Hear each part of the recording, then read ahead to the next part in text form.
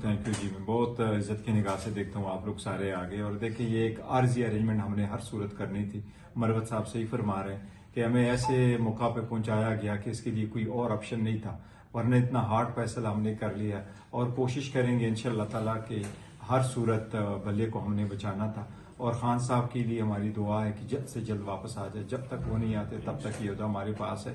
But मैं नहीं समझता कि there is any change. It is just कि मैं यहाँ बैठा हुआ हूँ, बस सब कुछ वही चल रहा है जो खान साहब की डायरेक्शन है।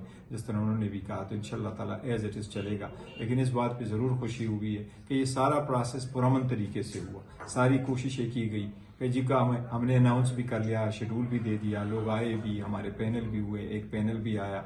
हमने पेशावर में इनेकाद किया, बहुत सारे लोग आए, चारों सूबों से लोग आ गए, इवन गिलगित बल्तिस्तान और AJK से लोग आ गए।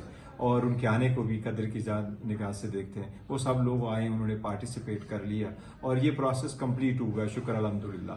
दूसरी बात है कि ये प्रोसेस सिर्फ हमारा ऐसा कंप्लीट हुआ है। 175 रजिस्टर्ड पार्टीज है इलेक्शन कमीशन के पास, और 1960 से कानून के मुताबिक हर साल ये इलेक्शन जो होते हैं 3 साल बाद सारे पार्टीज के, किसी के इलेक्शन को नहीं देखा गया था सिवाय हमारे के। और जिस तरीके से डेमोक्रेटिक प्रोसेस से हम गुजर के चढ़ते हैं कोई भी नहीं करता। तो उम्मीद है इंशाअल्लाह ताला इसके साथ सारी जो चिमेगुइयाँ थी वो खत्म हो गई और इंशाअल्लाह ताला अल्लाह हमें सुरखरू करेंगे इंशाअल्लाह। Thank you.